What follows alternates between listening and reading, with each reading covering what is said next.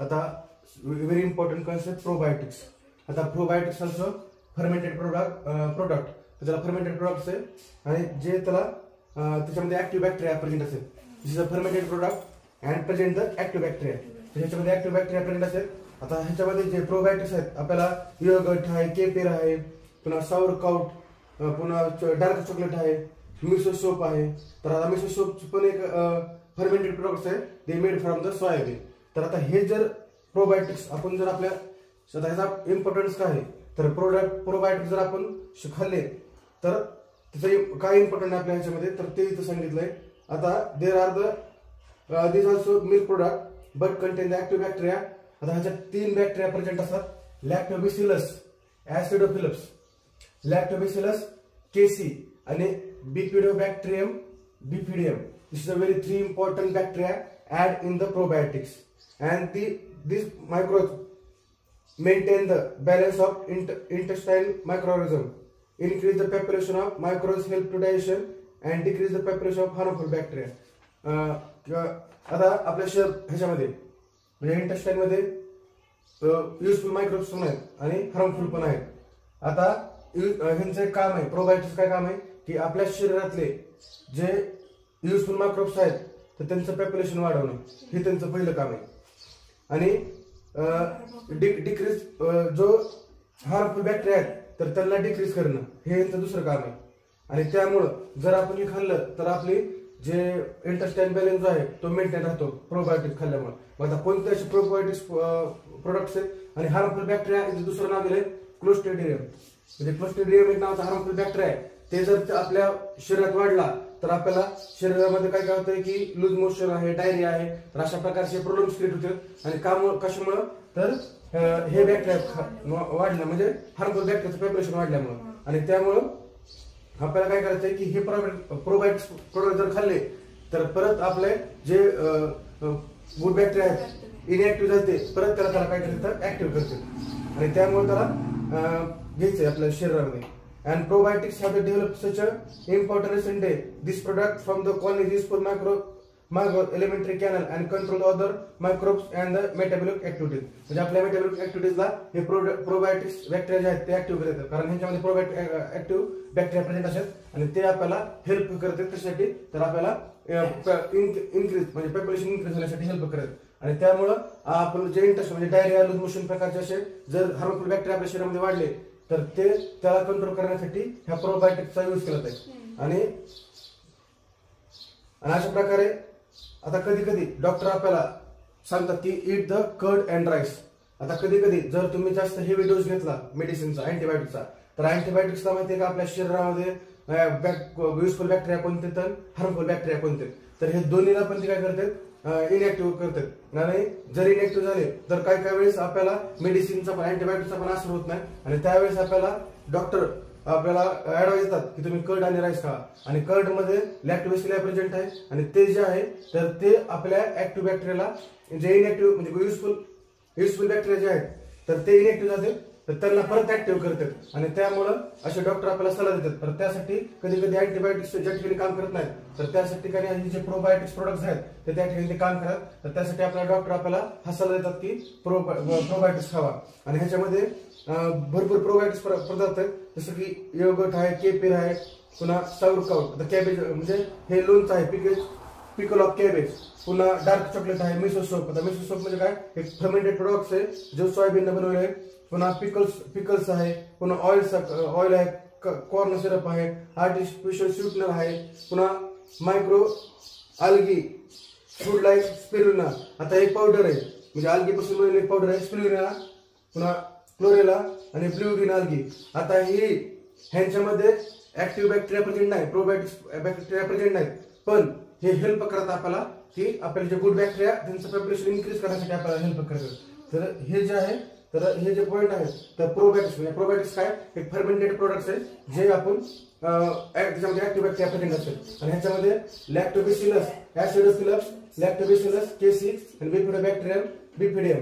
तर आणि हे सगळे बॅक्टेरिया ऍड असतात आणि ते आपल्याला इंटेस्टाइनचा बॅलन्स इन्क्रीज करण्यासाठी हेल्प करतात, मेटाबॉलिक ऍक्टिव्हिटीला हेल्प करतात. आणि त्यामुळे आणि हे जर हार्मफुल बॅक्टेरिया क्लोस्ट्रिडियम नावाचा बॅक्टेरिया जर इन्क्रीज झालं, पॉप्युलेशन जर शरीरात इन्क्रीज झालं तर आपल्याला लूज मोशन, डायरिया सारखे बिमारी होऊ शकतात. तर त्यासाठी आपल्याला असे प्रोबायोटिक जर फूड खाल्ले, जसं की योगर्ट असेल, केफिर असेल, सावरक्राउट असेल, डार्क चॉकलेट असेल, मिसो सोप असेल, पिकल्स असेल, स्पिरुलिना जे अल्गीपासून जे पावडर बनते, तर हे जर खाल्ल्या तर आपल्याला जे इंटेस्टाईन जे बॅलन्स आहे तर ते आपल्याला ते मेंटेन होतात आणि आपल्या मायक्रोवेल ऍक्टिव्हिटीजला ते हेल्प करतात. तर त्यासाठी आपल्याला डॉक्टर आणि कधी कधी डॉक्टर सुद्धा आपल्याला हे ऍडवाइस देतात की आपल्याला कर्ड आणि राईस खावा, कारण अँटीबायोटिकचा हेवी डोस घेतल्यानंतर आपल्या शरीरातले जे गुड बॅक्टेरिया ते इनएक्टिव्ह झाले असतात आणि जसं आपण दही आणि भात खाल्ला तर आपल्या शरीरातले जे गुड बॅक्टेरिया परत ऍक्टिव्ह होतील आणि परत आपल्याला जे प्रोसेस आहे ते प्रॉपरली मेटाबॉलिक ऍक्टिव्हिटी प्रॉपर राहतील आपल्या शरीरात आणि ह्या क्लोस्ट्रिडियम नावाचा बॅक्टेरियाचा हे होईल म्हणजे डेथ होईल आणि नाश होणार आहे. नंतरचा आता बघितलं आपण प्रोबायोटिक्स काय ते. आता नंतर आहे ब्रेड. आता different types of bread are produced from the flour of cereals. म्हणजे आपण जे ब्रेड आहेत तर वेगवेगळ्या प्रकारच्या फ्लोर सिरियल्स पासून आपण बनवले असतात, म्हणजे वेगवेगळ्या प्रकारचे गहू असतात ज्यापासून आपण त्याच्या पिठापासून आपण ते बनवतोय. पण Dove is found by the mix bakeries. आता हे बनवण्यासाठी आपल्याला आता ज्यावेळेस Dove is formed by the mixture, कशाचं मिक्सचर आहे, त्याच्यामध्ये वॉटर आहे, सॉल्ट आहे, ऑइल आहे किंवा जर काही दुसरे मसाले लागत असेल स्पायसी तर हे सगळे त्याच्यामध्ये ऍड केले जातात आणि हे all the necessary material add करून फ्लोअर बनवतोय. आणि त्यासाठी सगळ्यात very important ingredients add the bakery yeast. म्हणजे एक प्रकारची इस्ट आहे, म्हणजे एक प्रकारच्या ह्या इस्टला ऍड केलं जातंय आणि ऍड केल्याच्या नंतर ब्रेड बनतोय. पण हे ब्रेड बनवण्यासाठी परत महत्वाचा इन्ग्रेडियंट्स आहे, त्याच्यामध्ये आहे सॅक्रोमायसिस सेरिवेसी हा नावाचा बॅक्टेरिया ऍड केला जातोय आणि म्हणजे सॅक्रोमायसिस सेरिवेसी, वॉटर आहे, सॉल्ट आहे, ऑइल आणि स्पायसी, तर हे सगळं जे आहे मिक्सचर नेसेसरी मटेरियल हे फ्लोअर मध्ये ऍड करतोय.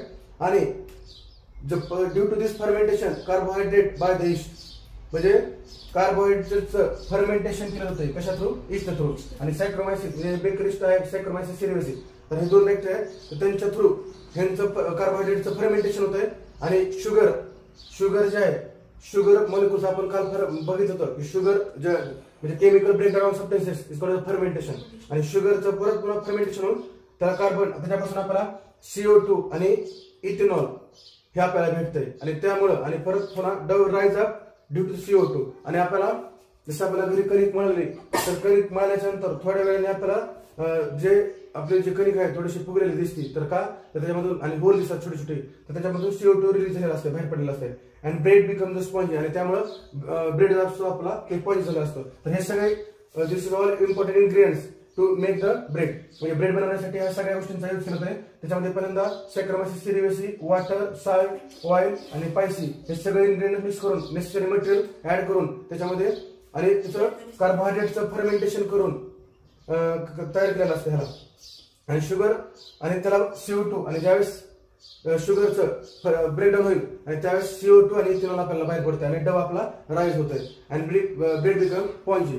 पण आता ह्याच्यामध्ये अनेक आहे पुढं की कॉम्प्रेस इस्ट हे कमर्शियल बेकरी इंडस्ट्रीमध्ये त्याला यूज होतंय. आता हे जे आहे ह्याच्यामध्ये वॉटर कंटेंट जास्त असल्यामुळं हे जास्त वेळ राहू शकत नाही, समजतंय. म्हणजे ह्याला फक्त कमर्शियल बेकरी इंडस्ट्रीमध्ये त्याला यूज करतंय, म्हणजे कमर्शियल इस्टला. आणि जे आपल्याला डोमेस्टिक यूज साठी जे आहे it is also available to dry granular from domestic use. म्हणजे आपल्याला जर हे करायचं असेल तर ड्राय ग्रॅन्युलर इस्ट एक प्रकारचे आहे तर ते आपण घरगुतीसाठी यूज करू शकतो. पण कॉम्प्रेस इस्ट जे आहे ज्याच्यामध्ये ज्यांची बेकरी आहे तर त्यांना ते यूज करू शकतात, कारण त्याच्यामध्ये वॉटर कंटेंट जास्त असते. जर वॉटर कंटेंट ब्लॉक मध्ये असते आणि ते जर आपण घरगुती यूज केले तर ते घरी राहू शकत नाही. तर त्यासाठी जे कमर्शियल इंडस्ट्रीमध्ये आहे तर त्यासाठी त्यांच्यामध्ये कॉम्प्रेस इस्ट नावाचं जे इस्ट आहे ते यूज केली होती. And east produce the commercial use content the various useful like carbohydrate, fat, protein, various vitamin and minerals. आता जे आपण कमर्शियल म्हणजे जे यूज आपण करायला कॉम्प्रेस इस्ट तर त्या कॉम्प्रेस इस्ट मध्ये कार्बोहायड्रेट असणारे, फॅट असणारे, प्रोटीन असणारे, व्हेरियस विटॅमिन असणारे अँड मिनरल्स असणारे. तर त्यामुळं आपला ब्रेड जे असणार आहे तो काय असणार आहे, न्यूट्रिटिव्ह असणार आहे. म्हणजे they bread other product produce with help of yeast become nutritive. तर हे सगळे इन्ग्रेडियंट्स मध्ये असणार आहेत महत्वाचे फॅक्टर. तर त्यामुळे म्हणजे कार्बोहायड्रेट्स आहे, फॅट आहे, प्रोटीन आहे, व्हेरियस विटॅमिन्स आहे, मिनरल्स आहे आणि त्यामुळं आपला जो ब्रेड पण असणार आहे ते न्यूट्रिटिव्ह बनणार आहे. अँड दिस इन्ग्रेडियंट जसं की विनेगर आहे, सोया सॉस आहे, पुन्हा मोनोसोडियम ग्लुटॅमेट किंवा एजिटोमोटो ह्याला दुसरं नाव आहे. They represent the popular Chinese food produce by the microbial fermentation. Microbial fermentation साठी हे सगळं आता यूज केलं आहे. विनेगर आहे, सोया सॉस आहे, पुन्हा एजिनोमोटो ह्या प्रकारचे जे they represent the popular Chinese food produce by the microbial fermentation. म्हणजे मायक्रोबल फर्मेंटेशन करून ह्या चायनीज प्रोडक्ट्स मध्ये ह्यांना यूज केलं आहे. तर आपल्याला हे झालं ब्रेड. म्हणजे ब्रेड कसा बनतो तर हे प्रोसेस आपण आता बघितले. आता नेक्स्ट पॉइंट आहे विनेगर प्रोडक्शन.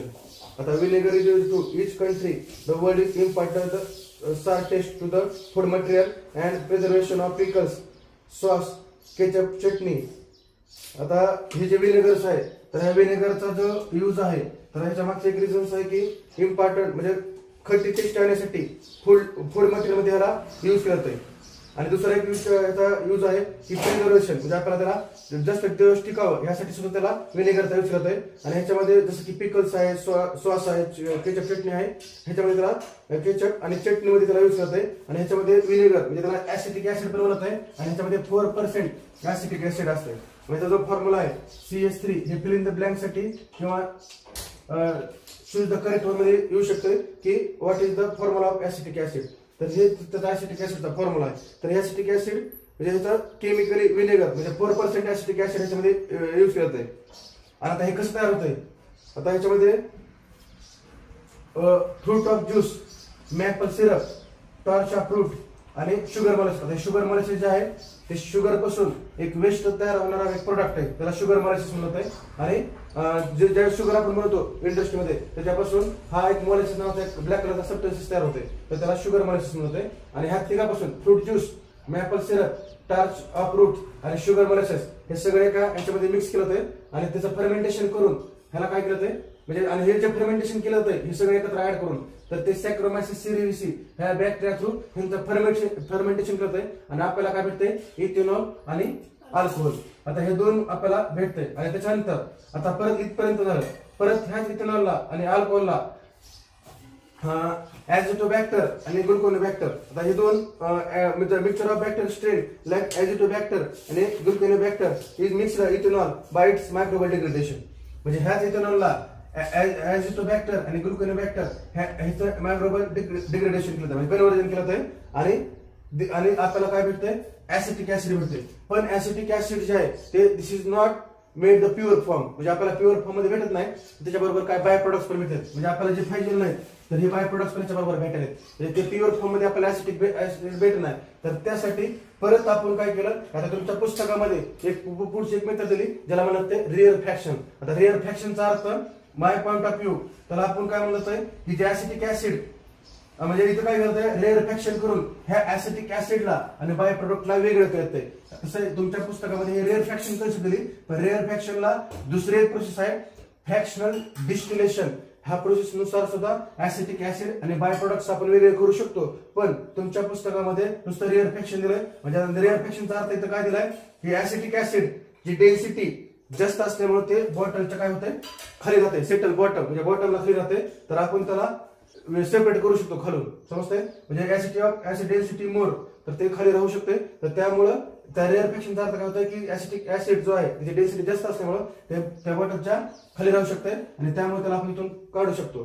पण जे फ्रॅक्शनल डिस्टिलेशन हे पण एक प्रोसेस आहे की ज्याच्यामध्ये आपण ऍसिटिक ऍसिड आणि बाय प्रोडक्टला वेगळं करू शकतो. कारण ह्याच्याबरोबर आपल्याला ऍसिटिक ऍसिड आणि बाय प्रोडक्ट तयार झाले पण आपल्याला फक्त ऍसिटिक ऍसिड पाहिजे बाय प्रोडक्ट नाही पाहिजे. तर त्यासाठी हे रिअर फ्रॅक्शन आणि फ्रॅक्शनल डिस्टिलेशन हे प्रोसेसचा वापर करते त्यासाठी. आणि परत पुन्हा हे जे ऍसिटिक ऍसिड आहे तर ऍसिटिक ऍसिड आपल्याला जे भेटलंय हे कलर म्हणजे कलर आलाय त्याला तर आपल्याला कलरलेस ऍसिटिक ऍसिड पाहिजे. तर त्यासाठी ब्लिचिंग केली आणि ब्लिचिंग केल्याच्या नंतर त्याच्यासाठी पोटॅशियम फेरोसायनाइड हे नावाचं एक हे वापरत आहे. म्हणजे त्याच्या थ्रू त्याच्यामध्ये एक कंपाऊंड आहे ते त्याचा यूज करत आहे.